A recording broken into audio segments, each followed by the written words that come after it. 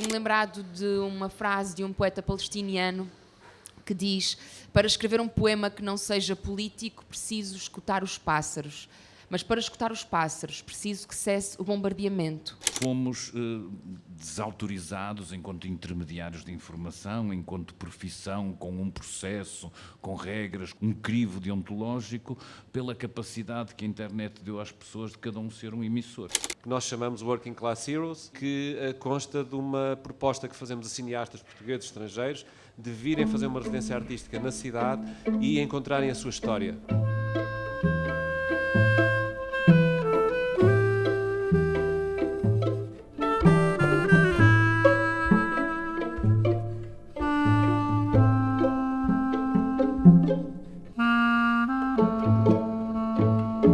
E ao resto das pessoas que comparecem aqui no Vícios, no Bonfim, que eu considero o bairro mais cosmopolita da cidade, mais bem frequentado, mais diverso, e por isso esta escolha não é inocente. Temos estado a fazer uma série de podcasts gravados aqui que substituem um formato mais tradicional de conferência de imprensa, onde apresentamos o programa todo do festival, que eu não vou fazer exaustivamente porque seria uma grande chatice e só temos 60 minutos.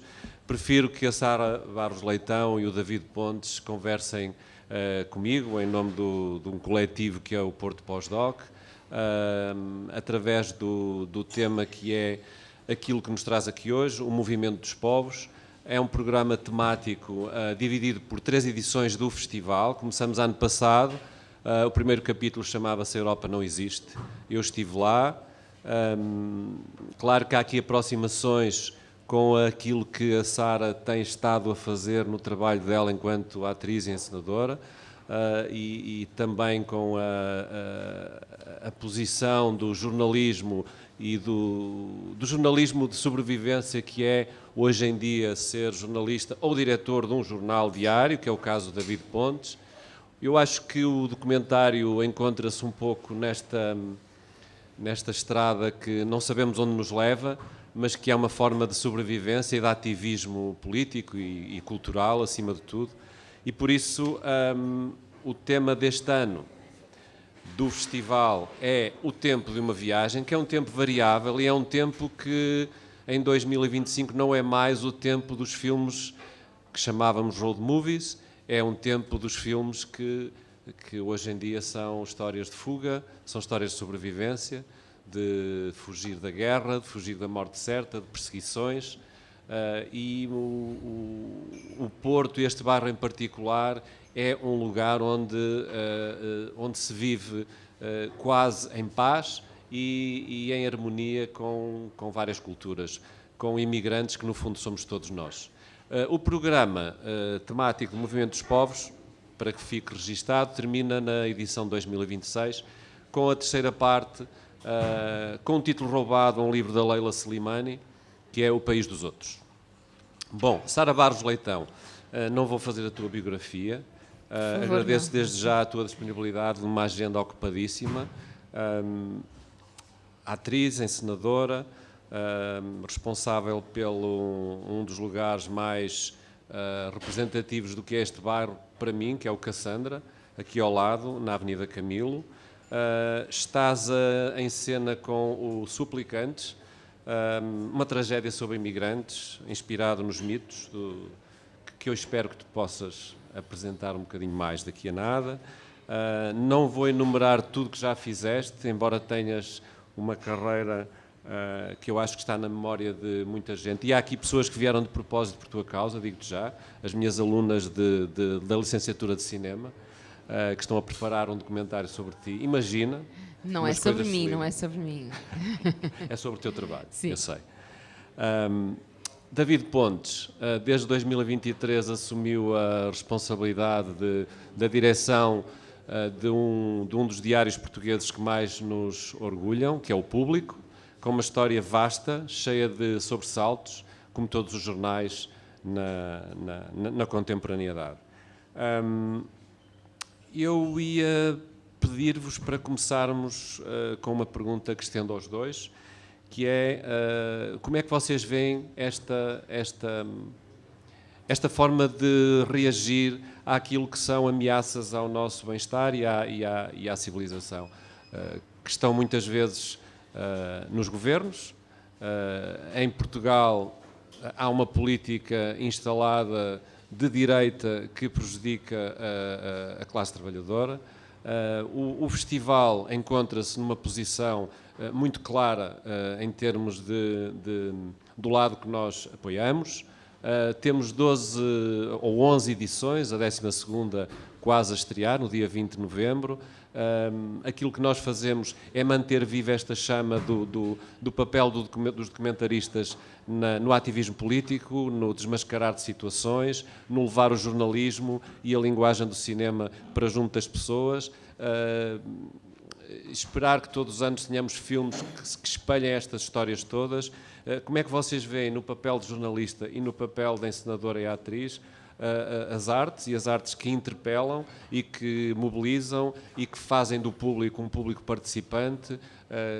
Eu sei que é uma pergunta difícil e que dá para responder muitas coisas, mas para desbloquear aqui o gelo, está toda a gente a olhar para nós. Vamos lá, Sara. Pode ser a primeira. Logo eu, ainda por cima. Olá, muito boa tarde. Obrigada pelo convite. Difícil, assim, numa pergunta dessas, ser a primeira sem grande aquecimento. Chamámos esta conversa, não é, o tempo de uma viagem, e eu própria acabo de chegar de uma viagem de 4 horas e meia, acabada de chegar, por isso ainda não tive tempo também para chegar e para poder estruturar os pensamentos. Bem, em relação a isso, há uma... O que é a arte, neste caso, não é? O teatro, o cinema, o que é que podem ou não fazer, e às vezes sentimos-nos muito impotentes perante aquilo que é a realidade. De facto, eu acho que, em primeiro lugar, a realidade ultrapassa sempre a ficção. E é interessante, de alguma maneira, o cruzamento que fizeste nesta mesa entre alguém que trabalha com os factos, com a realidade que a descreve, não é? No caso do David, e daquilo que é a missão do jornalismo, e alguém que trabalha com a ficção, e que a ficção pode partir, claro, e no meu caso parte da realidade, das coisas que eu vejo, mas de facto temos missões diferentes, o jornalismo e as artes. Nos meus processos de trabalho parto quase sempre da realidade, de histórias que existem, e acabo por ter na sala de ensaio antropólogos, sociólogos, pessoas da academia, jornalistas que me vão ajudando na pesquisa para chegar às coisas. Mas depois há um momento em que eu os expulso da sala de ensaio, porque eu preciso de pegar nas histórias que me chegaram e de me fechar com a equipa artística, sem pensar onde é que estão os factos, quais são as fontes, misturo histórias, porque vou de facto criar uma ficção e a partir daqui fecho a porta à realidade sem qualquer responsabilidade para aquilo que eu vou criar depois. E aquilo que eu vou criar pode ou não mudar o mundo, não o faço com qualquer expectativa que mude o mundo. A partir do momento em que eu começo a criar, o meu primeiro objetivo é fazer um bom espetáculo. Acho que se fosse realizadora, seria fazer um bom filme. E depois logo vemos como é que isso de facto muda o mundo. No caso do jornalismo, acho que é bastante diferente. Não pode ter essa não responsabilidade, pelo contrário. No entanto, quando eu penso o que é que eu quero fazer, que arte é que eu quero fazer, que projetos é que quero fazer, lembro-me frequentemente, e num período mais recente, tenho lembrado de uma frase de um poeta palestiniano que diz: para escrever um poema que não seja político, preciso escutar os pássaros. Mas para escutar os pássaros, preciso que cesse o bombardeamento. Então, eu penso muito nisto quando penso que tipo de espetáculos é que eu quero fazer. Para fazer um espetáculo que não seja político, e tenho tido essa... enfim, tem caracterizado bastante o meu trabalho como sendo político, engajado, como que mensagem é que quero passar. Eu não faço teatro para passar mensagens, para isso costumo usar o WhatsApp, faço teatro por outros motivos, porque é aquilo que eu sei fazer. No entanto, por muito que eu tente fugir, que não tento assim tanto, mas por muito que tente fugir de um teatro que possa ser mais político ou mais ligado com aquilo que me rodeia, com os problemas que vou vendo à minha volta, também é preciso escutar os pássaros, mas para escutar os pássaros é preciso ignorar tantas outras coisas que estão à minha volta, que acontecem diariamente. As injustiças, as pequenas histórias, as coisas que se cruzam comigo. E, como artista, aquilo que me vai inquietando e que me vai entusiasmando é, de facto, a realidade na qual vou tropeçando, as pequenas histórias do dia-a-dia. E acho que há ainda muitas histórias por contar. Neste caso, cruzando aqui com a programação do festival, não é preciso ir muito longe. Aliás, aqui no Bonfim, onde estamos neste momento, temos do outro lado da rua um centro islâmico em que, quando há horários onde as pessoas vão rezar, fica toda a rua do heroísmo completamente cheia de pessoas diferentes, que ocupam a rua, ocupam o espaço público, e portanto não é preciso...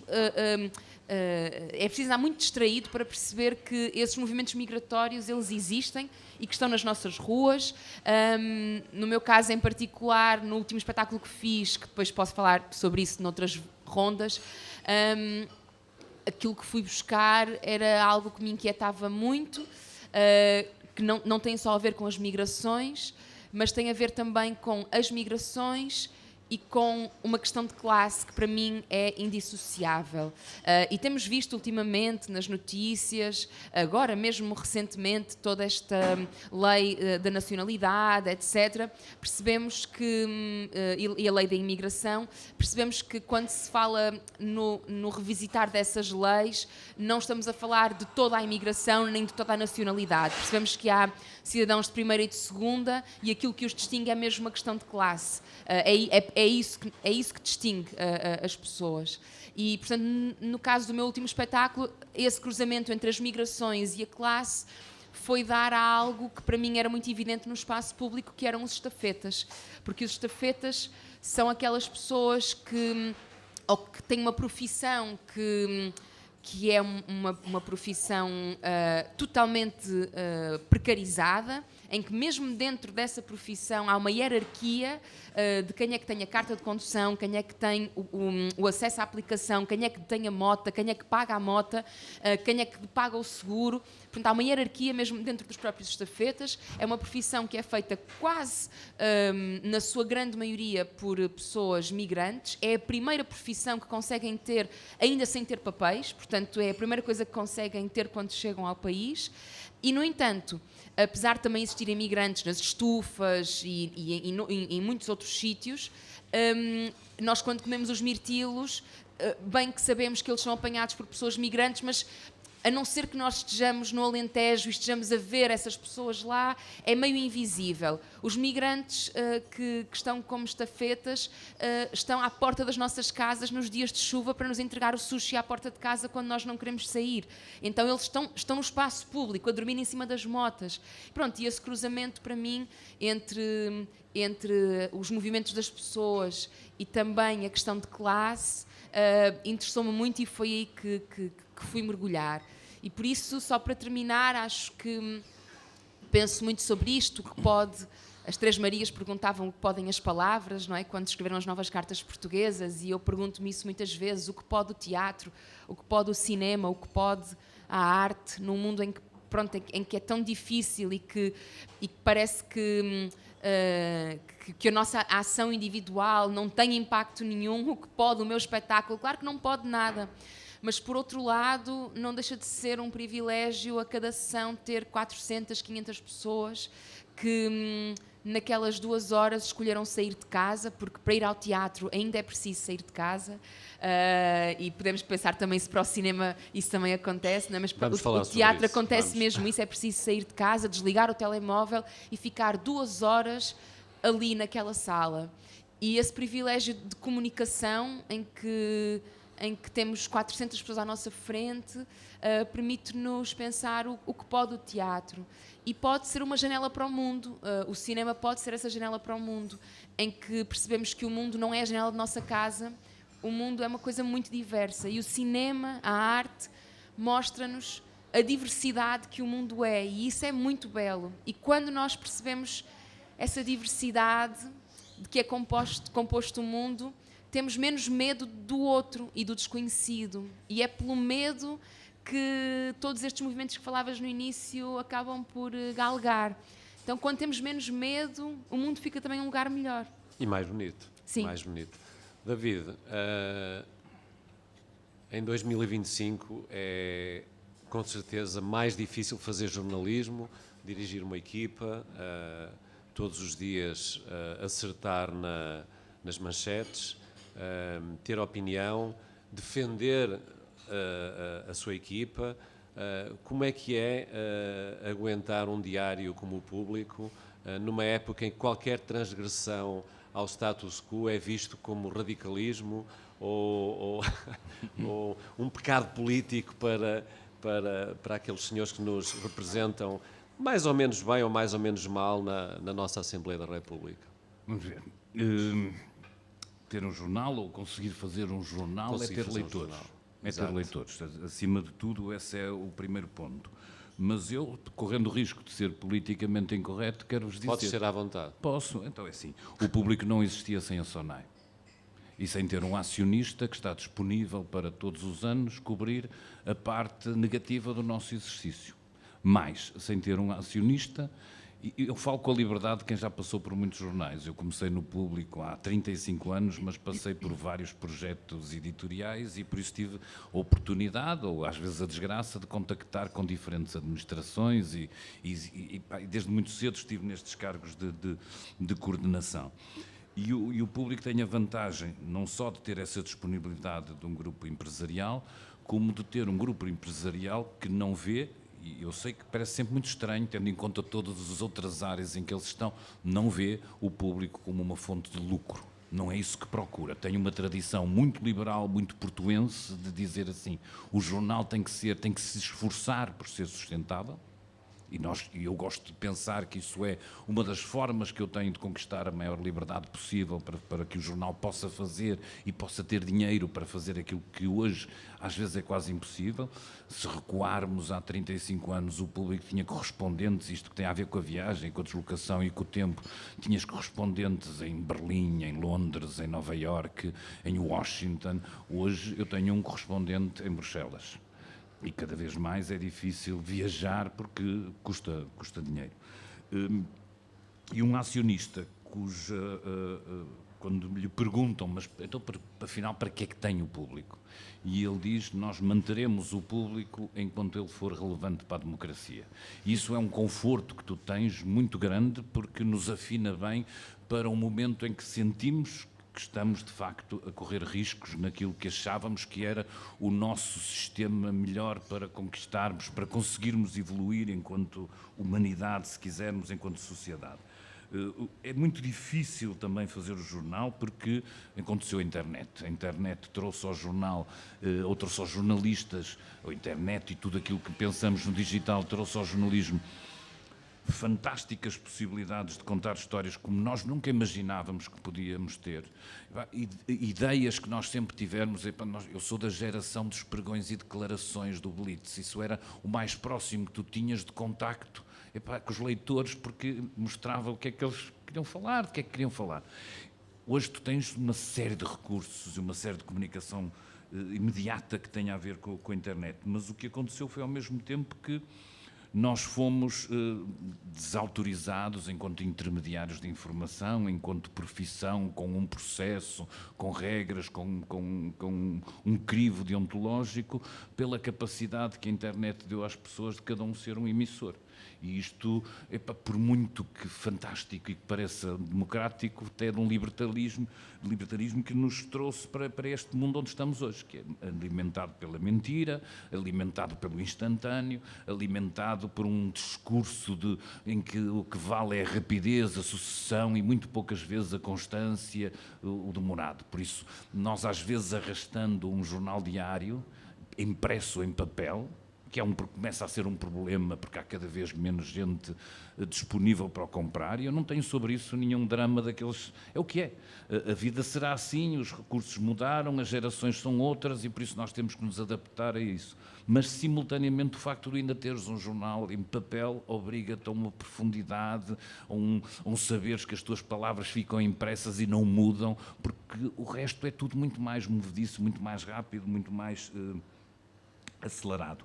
Não só isto, e isto é tudo já sabido, não é? Mas vivemos num mundo em que a mentira, a dissensão são favorecidas. E isso é o contrário daquilo que a minha profissão procura. E por muito que nós tentamos estar ajustados com o tempo e com aquilo que pede os mídias, eu às vezes leio aqueles relatórios que nos enviam de perspectivas para os mídias e olho sempre para aquilo como uma sentença de morte. Porquê? Porque há coisas ali que são completamente contrárias à nossa cultura. Por exemplo, a ideia da personalização excessiva do jornalista. É procurado que ele tenha uma conta de rede social, que participe, que dê a cara, que tudo isso. E nós somos um bocadinho, nós éramos na cultura do público um bocadinho avessos a isso. A malta não era, nunca foi contratado por isso. Foi muitas vezes contratado porque sacava boa informação e porque sabia escrever. Hoje eu não posso deixar de olhar para isto por causa da primeira razão. Eu preciso ter leitores. E por isso, nesta confusão de não querer usar às vezes as mesmas armas, as mesmas ferramentas, as mesmas estratégias, porque algumas delas são diminuidoras em termos intelectuais, em termos de ponderação e de vício, eu não posso deixar de olhar para o mundo e de tentar ter uma audiência, ter leitores. Sem isso nós não temos razão de ser. E depois é um mundo que ficou bastante mais complexo ou complicado nos últimos tempos. Também já foi, nós somos sempre objetos, ou somos sempre vítimas da nossa contemporaneidade, mas é um mundo que ficou em que as desigualdades têm aumentado, criando aqui uma espécie de descolando a sociedade em termos daquilo que era patamares comuns, chão comum. Acho que isso tornou-nos todos mais frios em relação ao outro, menos capazes menos empáticos. Isso é aquilo que nós vivemos. O público sempre quis ser capaz de juntar diferentes opiniões, não é? Não me importa a mim, e continua a ser, se às vezes quem escreve é direita, há limites, não é? Há ali umas linhas vermelhas que não vale a pena. A gente tem direito a escolher, também não é aquele disparate de todos têm direito a escrever aqui, não é? Nós às vezes temos que explicar às pessoas que nós não somos uma rede social. Isto pode parecer muito estranho, mas tu és capaz de receber, o meu editor de opinião já recebeu artigos em que a malta diz, é para publicar no meu perfil. E nós bloqueamos. O que é que ele quer dizer? Não, é que as pessoas têm uma página de autor no jornal, mas é uma tag que junta os textos deles. E eles olham para aquilo como olham para uma rede social. Eu, por exemplo, ultimamente vejo-me em avesso com as cartas abertas, que é um recurso até militante, às vezes por causas absolutamente dignas e justas e tudo isso. Mas a ideia de que eu sou o quê? Uma caixa de correio? As pessoas já baralharam tudo e nós próprios às vezes começamos a perder um bocadinho o nosso chão em termos conceptuais. Esperando ter respondido à tua pergunta, sim, difícil fazer o jornal, continuar a mantê-lo, com menos gente, obviamente, com menos recursos, mas ainda com uma energia que eu acho que espero que se note, quer nas páginas do Público em papel, mas muito nas nossas páginas digitais, de poder usar esses tais recursos, de conseguir construir, de ter um papel de relevância na sociedade. Sem isso o Público não tem, obviamente, nenhum sentido, e cada vez mais achando que esse caminho, ao contrário do que era quando eu comecei no jornalismo, a ideia muito era que nós, jornalistas, éramos aquele outro poder que vigiava os outros poderes. Eu hoje em dia tendo a achar que o bom jornalismo é aquele que dá ferramentas aos cidadãos para poderem eles trabalhar e eles sim controlarem os outros poderes. Acho que nós precisamos de empoderar essas pessoas, de ajudá-las, muitas vezes, às vezes não fazendo notícias, explicando simplesmente, fazendo pedagogia, que não eram os nossos recursos. A nossa história de que nos ensinaram foi a escrever com lead, e está aqui, e acontece o quem, o como, o quando, e muitas vezes já temos que fazer, fazer perguntas e respostas, para explicar, às vezes ser quase professoral nessas coisas, mas porque sentimos que há uma necessidade de às vezes mostrar o básico para que as pessoas possam construir a partir daí as suas ferramentas, e por isso acho que cada vez mais o nosso papel é dar instrumentos aos cidadãos para poderem fazer isso que nós, jornalismo, às vezes já não conseguimos fazer da mesma forma. Mas a notícias sobre a vossa morte foram de facto exageradas, não é? Em vários momentos da história recente já houve anúncio da morte do teatro, da morte do jornalismo ou dos jornais em papel. O jornalismo eu não tenho qualquer perspectiva que o jornalismo vá morrer. Vai existir. Eu também sempre. não, estou a Vai ser existir irónico. Sempre. Há bocadinho falávamos antes de uma outra forma de jornalismo, por exemplo, do Adam Curtis. Há de sempre existir. As redações, enquanto corpo, enquanto coletivo, eu acho que correm riscos. Correm riscos muito sérios quando as pessoas... eu estou farto de estar na redação, eu vou para um Substack e começo a criar aqui a minha própria pequena economia. Estamos a perder uma ideia. A própria pandemia, o teletrabalho, destruiu um pouco as redações, tornou-nos a todos mais distantes. Eu continuo a reunir, às vezes com reuniões de 10, 15 pessoas, e 10 estão na mesma redação e estamos todos em frente ao ecrã. E se eu insisti muito para eles irem para uma sala, olham para mim e dizem: o que é que tu queres? Aqui é mais fácil. Aquilo disciplinou, nos tornou mais difícil.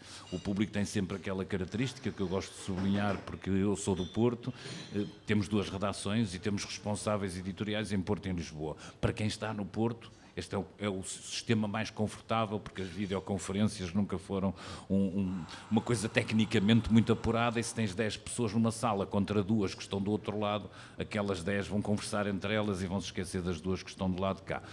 Mas dito isto, o Teams anda a matar-nos na empatia, anda a matar-nos na capacidade daquilo que é uma redação, gente muito diferente a encontrar-se. Eu outro dia dei comigo a sorrir, porque estava a ver o editor do Mundo a conversar com um jornalista de desporto sobre um filme. E eu fiquei tão contente. E eles a falarem de um filme de música e os dois a conversarem, e um era jornalista de desporto e outro era jornalista do Mundo, e essa era a riqueza dos jornais generalistas. Hoje o jornal generalista está em risco. As pessoas gostam das coisas mais compartimentadas e têm recursos, ferramentas que me permitem estar a ler o Internacional no New York Times, estar a seguir livros no New York Book Review, se calhar ler aquele especialista sobre comida que escreve na Tailândia, e isso torna a ideia de um jornal onde tu reunias todo o conhecimento, uma coisa quase ainda enciclopédica, mais difícil de sobreviver. E eu isso acho que pode correr riscos sérios, mas tenho pena, porque é toda uma cultura, toda uma experiência de coletivo que se pode estar a perder.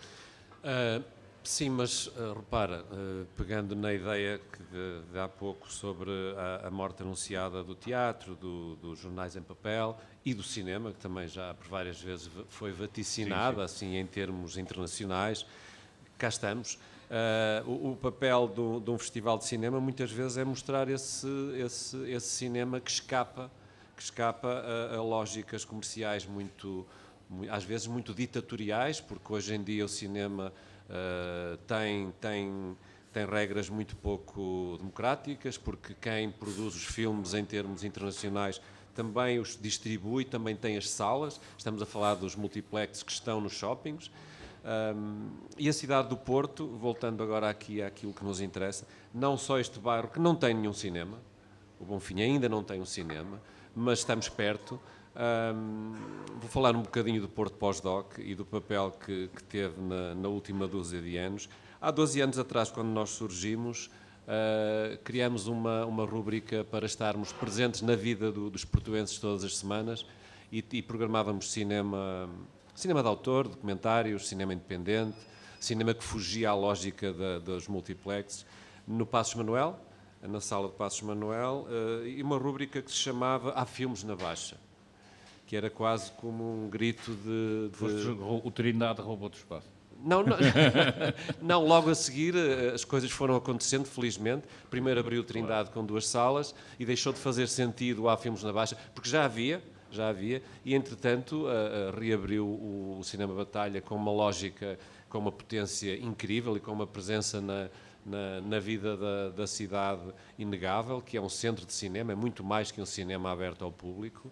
é um lugar de grande atividade. E hoje em dia a lógica de encontrar filmes diariamente nesta cidade mudou.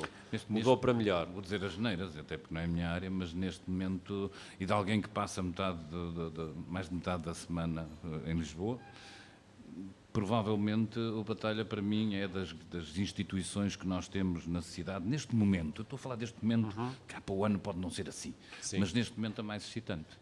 E estou a pensar em todas aquelas que tu estás a pensar. Eu acho que vocês sabem qual é a minha opinião, mas posso aproveitar e perguntar à Sara o que é que ela acha que é importante deixar aqui marcar este momento que estamos a falar de uma lógica da presença do cinema, do regresso do cinema à vida cultural da cidade, porque aquilo que se vê no Batalha é que há um cruzamento de públicos incrivelmente orientado para os mais jovens.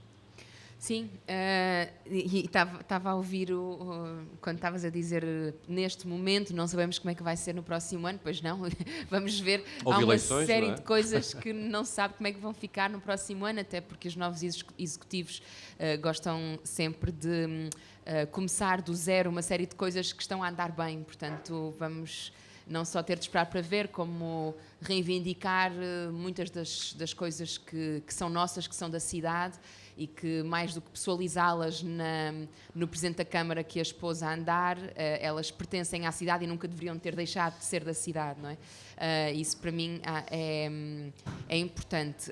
Claro que eu acho que a conquista do Batalha é essencial, assim como outras conquistas que foram devolvidas à cidade ao longo destes últimos anos e que, como dizia, nunca deveriam ter deixado de ser da cidade. Só tenho pena que o Batalha não pertença totalmente à cidade de forma permanente, que haja aquele problema com os herdeiros e aquilo seja uma coisa temporária. Portanto, acho que deveria pertencer à cidade. Quando falavas da morte do cinema, que foi prematuramente anunciada, de facto a questão é qual cinema, não é? Porque eu acho que há um cinema que sim, que de facto a sua morte está iminente. Claro que ao longo das últimas décadas foi havendo momentos diferentes. Aliás, os teatros reconverteram-se quase todos ao cinema porque o teatro estava em decadência e, portanto, projetavam sobretudo cinema, muito cinema em muitos teatros, e depois percebeu-se que afinal era esse cinema que já não estava a ter tanto público e, portanto, reabrem-se de novo enquanto teatros, mas apesar de tudo, nós temos visto numa história muito recente o fecho de várias salas de cinema dentro dos centros comerciais, como tu referias. Mesmo agora recentemente, penso que fechou em Viseu. Por exemplo, o Cineclube de Tavira, onde levou quase todos... O Rábida vai fechar vai fechar? De salas. Isso eu não sabia. Sim, mas também tem 20, portanto. Tem 20, aquilo também é o maior cinema. Mas, por exemplo, o Cineclube de Tavira faz este trabalho incrível, não é? E tem aquele ciclo no verão que é muito forte todas as noites. Mas depois, dentro do centro comercial de Tavira, também há uma sala de cinema que também vai fechar. Portanto, sobrevivem os cineclubes, sobrevivem os cinemas fora do sítio, sobrevivem, se calhar, outro tipo de filmes que não aqueles que na verdade precisam de dar lucro, como tu referias. Esses é que poderão estar em crise. Mas, referindo só aqui no Bonfim, o facto de ainda não ter uma sala de cinema... Ela está aqui, a 100 metros de distância. Pois, ainda... no entanto, lembro-me sempre de uma frase do Augusto Boal sobre o teatro, em que ele diz que o teatro pode ser feito em qualquer sítio, até dentro de um teatro. E eu acho que é o mesmo para o cinema. Claro que as condições não são sempre as mais dignas ou as melhores, em termos de som, de qualidade, etc. Mas o cinema também pode ser... também acho que podemos começar por ocupar os espaços. Pronto, o meu posicionamento neste momento é preciso ocupar o espaço público, porque ele é nosso e é preciso começar a ocupá-lo. Eu já agora quero reivindicar para o meu bairro para o reaparecimento do Vilar Formoso. Do Cineteatro. Estão coisas a acontecer na cidade, a acontecer. Constantemente. Eu quando dizia que havia um cinema aqui ao lado, há um cinema dentro do Stop, com 2 salas, eu só conheço uma, mas temos aqui um especialista a assistir. É óbvio que podíamos chegar aqui uma hora a falar de burocracias, de ar-condicionados e licenças e bombeiros, não é isso que nos interessa que foram momento. os anos 80 a construir equipamentos, centros comerciais disfuncionais. Exatamente. O erro, como a Sara bem referia, não é o cinema em si, é o tipo de cinema que se espera que as pessoas vejam. E eu aqui quero reivindicar o papel dos cineclubes e hoje dos festivais de cinema, que devia haver um por capital distrito, faria um grande trabalho de manutenção ou de reanimação do que são os públicos de cinema. Os festivais têm feito um trabalho que até aos anos 70 era feito pelos cineclubes, não estou a falar só de Portugal, estou a falar da Europa, que é o caso que conheço melhor. Os festivais de cinema vieram tomar conta dessa forma de estar no cinema ativista, militante, e estes festivais de cinema, é óbvio que eu estou a falar de festivais de cinema sem tapetes vermelhos, não é? Sem glamour, e com um olho na educação e com o outro olho na manutenção dos públicos dos centros urbanos. Não é? E não é para tu estares aqui, mas o trabalho feito pelo pós-doc, ainda por cima com este foco para mim na realidade e no documentário e tudo isso é crucial e tem sido muito excitante, nomeadamente por essa vontade que eu acho que eu há muitos anos atrás andei ali a borboletar à volta de um festival de cinema, que era o Cinanima, porque eu estudava em Espinho. Mas essa ideia, nomeadamente, traduzida em várias coisas, de que o cinema, o teu festival não dura só naquelas semanas, ou o vosso festival não dura só naquela semana em que acontece, mas acontecem coisas durante o ano, tem sido muito excitante e muito bom para a cidade e muito bom para a criação de públicos um bocadinho mais exigentes. Eu acho que há margem para crescermos em termos das pessoas que gostam de ver coletivamente cinema. Mais uma vez, a experiência coletiva é para mim um dos problemas, seja como a Sara diz, na ocupação do próprio espaço público, seja na maneira como nos encontramos enquanto estranhos uns com os outros. Acho que isso é de facto uma das coisas que a gente precisa de preservar na nossa sociedade, porque senão vamos acabar maluquinhos a dizer à Alexa, por favor, escreve-me aí uma história que meta um leão e uma girafa, que é o que a minha filha diz, e conta logo à noite com a minha voz, porque eu vou estar ocupada em frente ao computador. Não queremos. Estamos a caminhar para lá, Dari. Não queremos. Quer dizer alguma coisa? Sim, queria dizer duas coisas, uma mais prática e outra no seguimento do que o David estava a dizer, sobre o cinema e onde é que ele acontece. Acho que há aqui um instrumento, pronto, para além do facto da cidade do Porto, tem esta reabertura de algumas salas, outras não,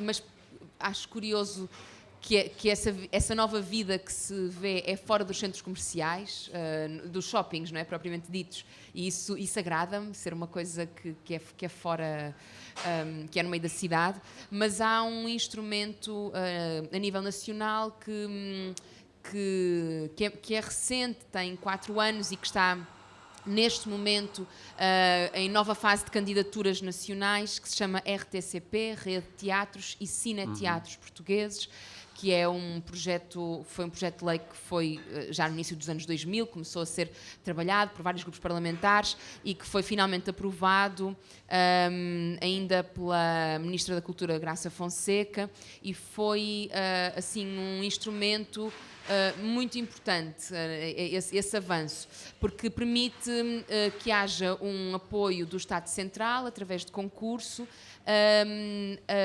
centenas de teatros e cineteatros por todo o país, e que, portanto, cobre 50% da sua programação em teatro e cinema. E pela experiência que vou tendo, penso que quando digo teatro, coloca-se dança também, portanto, há percentagens para cada coisa, teatro, dança, música, cinema, mas penso que pode ser ainda muito mais aproveitada em termos daquilo que é o cinema portanto, a capacidade desses teatros de poderem investir em material, encontrarem fundos europeus para isso está tudo a acontecer e, portanto, eu creio que se não voltarmos atrás e se continuarmos o caminho que está a ser feito, Enfim, há coisas que demoram algumas décadas até se instalarem, mas vejo com muito bons olhos que daqui a 20 anos, isso que dizias da vida dos cineclubes e da vida dos festivais, possa encontrar parceiros muito importantes em cada cidade dentro daquilo que é o seu cineteatro. E isso parece-me que é um instrumento muito importante, e tivemos eleições autárquicas agora muito recentemente, e isto não deixa de ser da tutela das autarquias, portanto é preciso reivindicar às nossas autarquias que queremos esses instrumentos a funcionar, que queremos esses equipamentos para nós, não é? Para a cidade. Portanto, isto era a primeira coisa. Depois, a segunda, se calhar, deixo para um... Mas não te esqueças. Não. Aqui eu tenho que... Agora vou falar um pouco sobre duas coisas que fazemos no festival, também estamos aqui para isso, se me permitirem. Uma delas é um projeto que começamos este ano, que chamamos, em termos internacionais, o Come Closer, mas é o Cheguem-se, salvo seja. Agora disse um palavrão. Aproximem-se.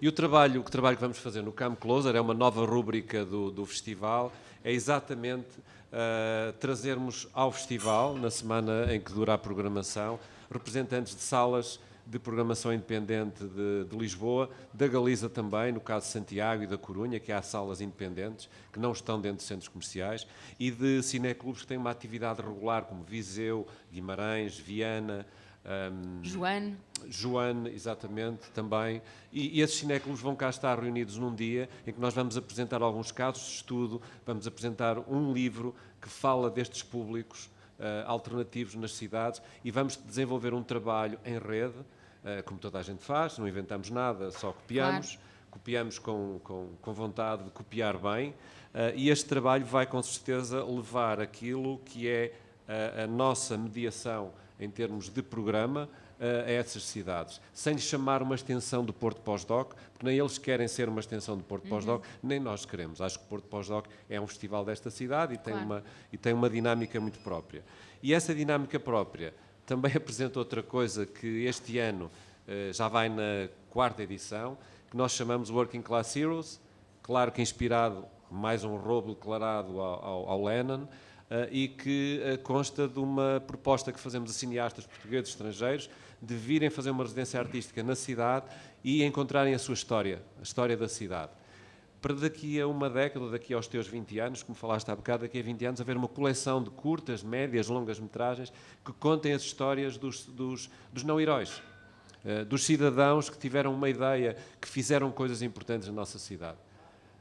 Não vão ser políticos, nem dirigentes esportivos, com certeza, mas os outros. E já vamos apresentar um filme muito curioso,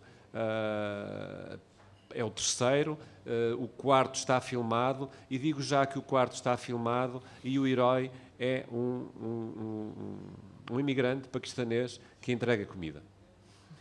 Portanto, é um herói, é um herói invisível. Um não-herói ou um herói invisível. E esse projeto é o projeto que nós mais acarinhamos, que é todos os anos convidamos 3 cineastas que passam um mês no Porto, também convidamos cineastas do Porto, mas não exclusivamente, não há necessidade. O olhar de um cineasta, o ponto de vista de um cineasta, não é o de proximidade, não é o que tem que viver no Porto. E eu estou a dizer isto porque já fui abordado, e porque é que não me convidas a mim, que sou cineasta? Por amor de Deus.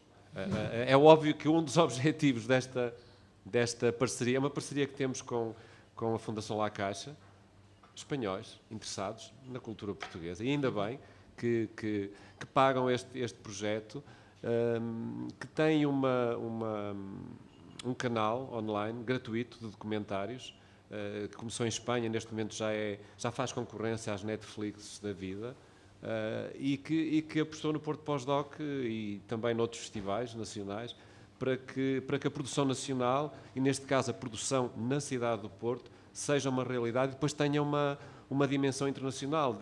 Os filmes têm que correr mundo. E esta dinâmica que é difícil nos dias que correm. E é aqui que os festivais são mesmo importantes, que são os primeiros lugares nos países onde o cinema português, que tanto tem dignificado a nossa cultura popular, o teatro também, a música também, e a literatura e a pintura, mas não há todos os anos Paulas Regos, não há. Portanto, o cinema tem feito esse papel muito bem, é é uma forma de representação da nossa cultura contemporânea que viaja numa mala. Hoje em dia até viaja na net, não é? Mas pronto, mas até há bem pouco tempo eu gosto de pensar na mala com as bobines lá dentro. É mais poético do que na cloud. do que na cloud, mas de qualquer forma o cinema português tem essa vantagem às vezes sobre uma companhia de teatro. Não, claro, é muito mais leve nesse sentido. É mais leve, sim, mas eu aqui se calhar fazia aqui uma viragem de página. E agora queria que tu falasses um pouco sobre a tua peça mais recente, que fala de facto do tema genérico do festival deste ano, e se calhar vemos até que ponto é que... É óbvio que eu não vou falar em particular dos filmes que vamos apresentar. Acho que este movimento dos povos, os 5 filmes que escolhemos para este ano, contam histórias que se aproximam daquilo que estamos aqui a falar, mas fica aqui o tema em aberto, em suspenso, até ao dia 20 de novembro, quando começamos o festival. Conta-nos, Sara. Pronto, o espetáculo que criei é, de facto, está muito próximo desta frase do movimento dos povos que falavas. Suplicantes é um nome de uma tragédia grega, de Ésquilo, que tem 2500 anos. Uma tragédia que conta a história, no original, de 50 mulheres que deverão estar ali perto da Síria, Egito, e são obrigadas a casar com os 50 primos. E por não quererem casar com os 50 primos, por quererem ser livres do seu destino, metem-se dentro de um barco com o pai e atravessam o mar Mediterrâneo. Dentro de um barco, desaguam na Grécia, onde pedem asilo e proteção. E esta história tem 2500 anos, e quando foi escrita por Ésquilo, já era a escrita de um mito que tinha mais não sei quantos mil anos. E aquilo que me entusiasma nesta história e numa reescrita que faço é, de facto, a prova provada, e isto porque, enfim... Esta peça, Ésquilo é um dos autores de tragédia mais antigos que temos, de que nos chegou até hoje, portanto é dos mais antigos de todos, e se dos mais antigos de todos, uma das suas primeiras tragédias fala deste movimento dos povos, de alguma maneira é a prova provada de que as pessoas sempre se deslocaram. E que a rota do Mediterrâneo Central é uma rota que não é nova, não é de 2015, não é de 2004, é uma rota que sempre, não é de agora, é uma rota que sempre existiu. E isso leva-me a pensar que politicamente já aconteceu tanta coisa naquilo que é o continente europeu, o continente africano, e, no entanto, as pessoas sempre se deslocaram de alguma maneira. E eu, pego nesta história para passá-la para os dias de hoje, e coloco um estafeta a conversar com um deputado do Parlamento Europeu. Que conversa é que poderia ter um estafeta com um deputado do Parlamento Europeu, sendo que o estafeta lhe vai entregar uma refeição que está 10 anos atrasada, porque a refeição foi preparada no país de origem, e ele demorou 10 anos a passar as várias fronteiras, a passar o deserto, a atravessar o mar, até conseguir finalmente entregar-lhe aquele pedido. Porque, por um lado, nós gostamos muito de ter um lado mais cosmopolita, ter acesso a comida nepalesa, paquistanesa, mas depois não queremos ver as pessoas nas nossas ruas. Então... Esta imagem de um deputado que pode até pedir uma comida mais exótica, mas depois, quando tem de votar e colocar-se ao lado de alguns projetos e alguns projetos de lei, de facto ignora é uma hipocrisia, não é? Ignora esse seu pedido. E isto tudo para dizer que durante esta pesquisa, porque há uma reescrita também, pensei muito sobre as migrações, sobre o que faz as pessoas deslocar-se, e há uma frase que me acompanha bastante, que é, e agora a Escar cruza também um bocadinho com o jornalismo, porque foi também muito objeto do meu estudo nos últimos meses, perceber que o jornalismo no global, não é? Contribui bastante para aquilo que é também a percepção, esta palavra que hoje nós temos, a percepção que as pessoas têm das coisas.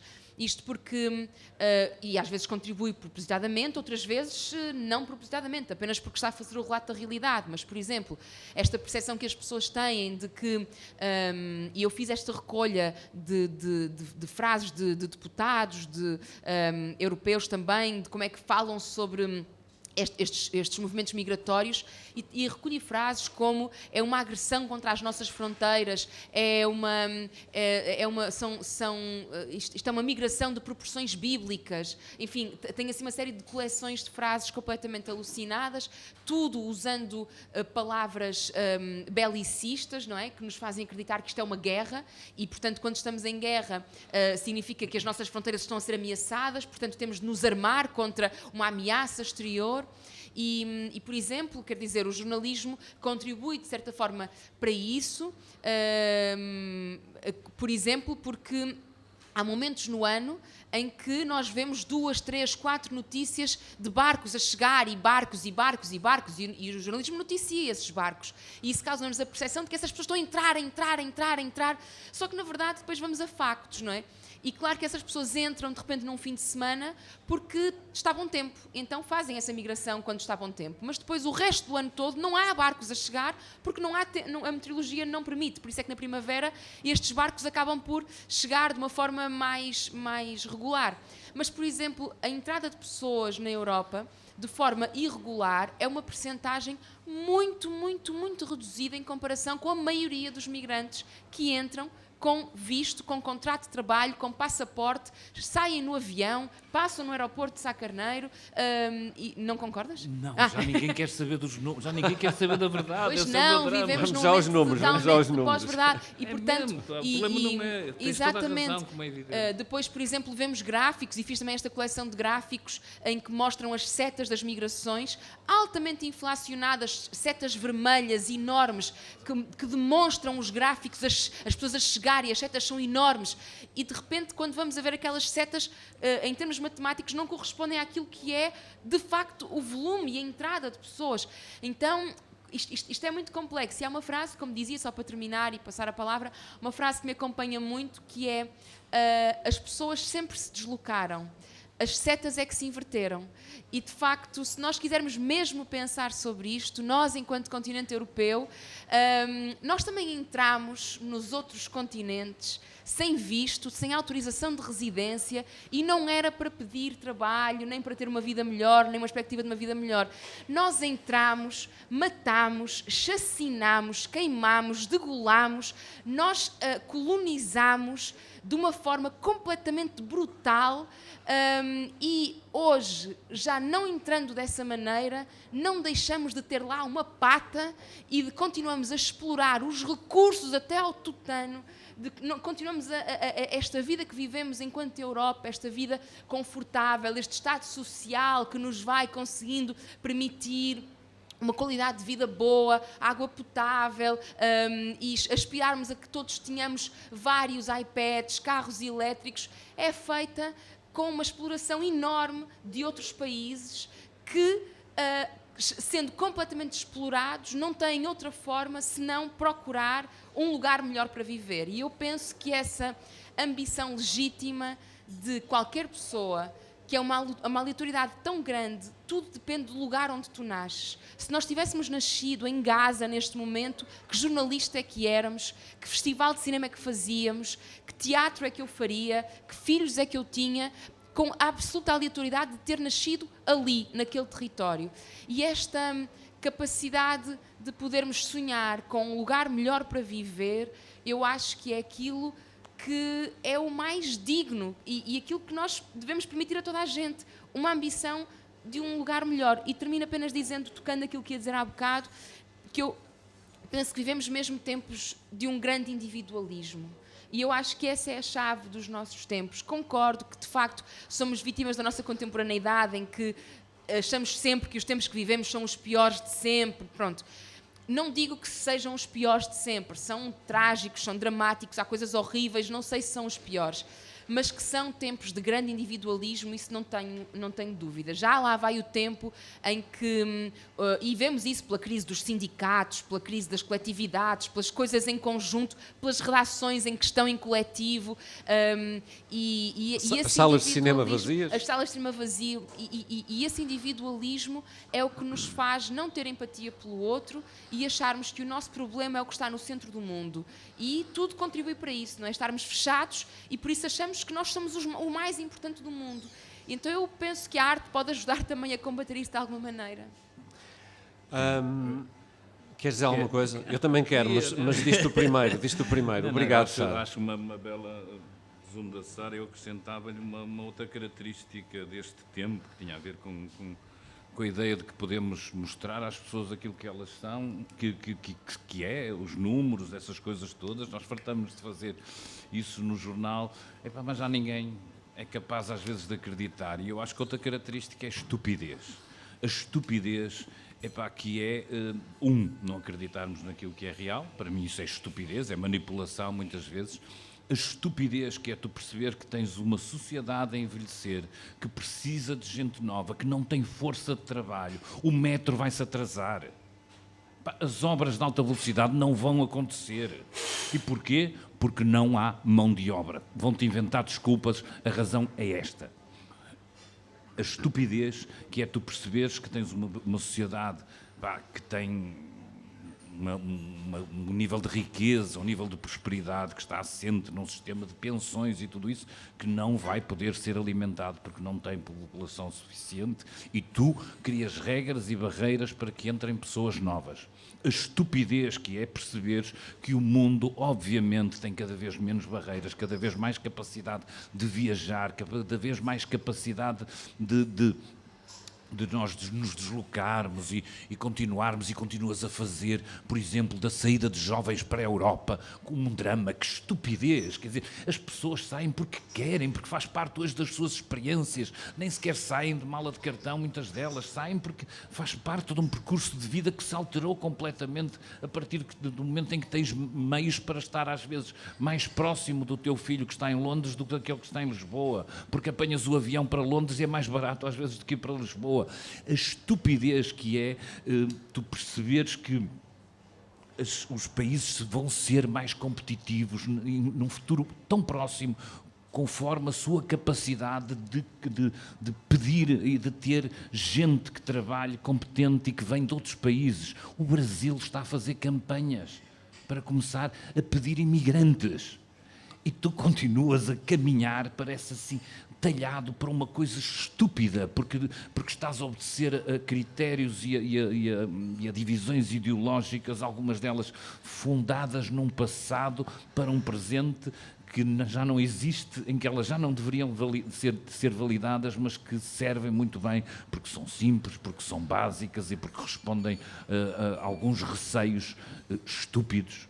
Não tenho outra maneira de dizer, das pessoas. Existem, são percepções, mas são reais, e a gente tem que trabalhar com elas também, e é por isso que é muito difícil. E voltamos à questão dos leitores, e para mim, e para quem é que a gente fala, não me vale a pena eu pensar que estou só a falar em circuito fechado para aqueles que me leem. Eu tenho que sair para fora disto e conseguir explicar esta estupidez que existe. Posso só dizer uma coisa, claro. Desculpa, que tem a ver com isto que o David está a dizer, que é, se é assim tão básico, não é? E se quem beneficia, para além de todos nós, não é? Nessa lógica mais economicista, se quisermos, porque, enfim, o grande capital, se precisarmos que seja o grande capital a resposta, então está lá, e perguntamos-nos certamente, então, como é que é possível? Ou seja, se é tão básico assim, então como é que é possível? E enfim, esta não sei se é a resposta, mas acho importante só sublinhar que há uma grande hipocrisia nesta questão. E queria mesmo só dizê-lo porque isso enerva-me muito, muito, muito. É mesmo uma grande hipocrisia que nós vivemos. Então, com este governo, para mim, é de uma hipocrisia atroz. Porque, se por um lado vão, portanto, em termos de eleitorado, naquilo que é as percepções, o medo que se gera nas pessoas, portanto, vão atrás deste discurso. Por outro, têm não só as associações dos patrões a pedir e a ligar diretamente para o governo, não é? A pedir para mais trabalhadores, a dizer que faltam 160 mil imigrantes, etc. Então, como é que eles não põem isto a andar? Mas põem, e essa é que é a questão e que é preciso ser falada. E as notícias têm dado conta disso. E dou exemplos concretos, que é, por exemplo, a questão da lei da nacionalidade. O facto de se querer passar a nacionalidade portuguesa para 10 anos, houve essa proposta em cima da mesa, não é? Não é porque este governo e os partidos que o apoiam, não é porque eles acham que ser português é de facto uma coisa extremamente importante e que é preciso saber o hino e que é preciso saber a Constituição. Isso é uma hipocrisia, isso é o que nos dizem em termos de eleitorado. Aquilo que se pretende é aumentar o tempo que as pessoas demoram até conseguir ter a nacionalidade, para que elas, depois de a ter, não aspirem a um lugar melhor, porque Portugal não é a última Coca-Cola do deserto. Há lugares melhores de Portugal. E, portanto, assim que eles consigam um passaporte português, vão querer ir para outros sítios, como é óbvio. Sara, mas não só. Mas tu seres nacional é teres mais direitos de uma exatamente, maneira ou de e era aí outra. que eu queria chegar. E, portanto, quanto mais tempo as pessoas demoram a conseguir esses direitos, mais fácil continua a ser, mais fácil é continuar a explorá-las e a precarizá-las. E essa é a grande questão. E todas as políticas são feitas nesse sentido. Enquanto que numa sala está o Leitão Amaro a dar conferências de imprensa completamente inacreditáveis sobre como é que sobre a imigração, está noutra sala, por exemplo, o Ministro das Pescas e do Mar, não sei como é que é o nome deste Ministério, a aprovar, por exemplo, isto é um exemplo concreto, que é, por exemplo, os barcos, para conseguirem ter bandeira portuguesa, têm que ter uma percentagem da tripulação que é portuguesa. Caso contrário, não tem bandeira portuguesa. Só que não há trabalhadores portugueses suficientes nos barcos. E, portanto, tem o lobby todo das pescas a pedir para mudar a percentagem do que é que faz um barco português e aumentar para que possa haver mais gente não portuguesa para que o barco continue a ter a bandeira portuguesa. E isto, então, está a ser discutido numa sala e, portanto, de repente, para ter bandeira portuguesa só é preciso uma percentagem muito pequena de portugueses, porque, por exemplo, em Viana do Castelo, etc., são filipinos. Nas Caxinas. Não há trabalhadores portugueses. Então, quer dizer, é uma hipocrisia. Não é porque nós gostamos da bandeira portuguesa. Por um lado faz-se uma coisa, mas depois nas costas faz-se outra. E eu acho que essa hipocrisia é das coisas mais miseráveis que há. Porque pelo menos então que fossem verticais e que quisessem mesmo fechar tudo. E aí percebiam que não era possível fechar-se em si.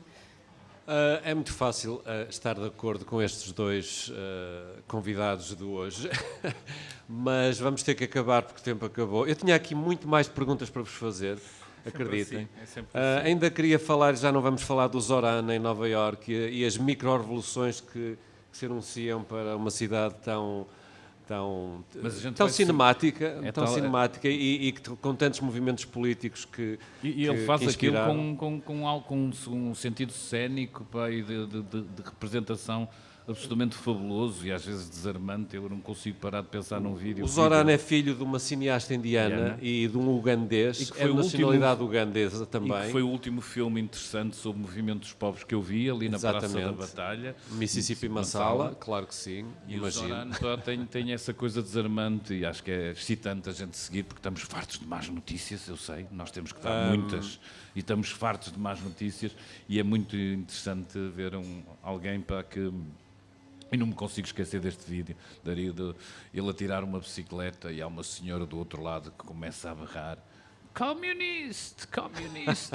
E ele vira-se com uma calma notável e diz "It's spelled cyclist." E esta questão, pá, da individualidade, aquilo que nos querem carimbar e aquilo que ele diz, epá, fico rendido. Falamos de estupidez, falamos de individualismo. O problema é que estas duas características humanas temos visto que não estão no cinema, não estão no teatro nem no jornalismo, mas estão na classe política que nos representa. E se calhar essa é parte do problema.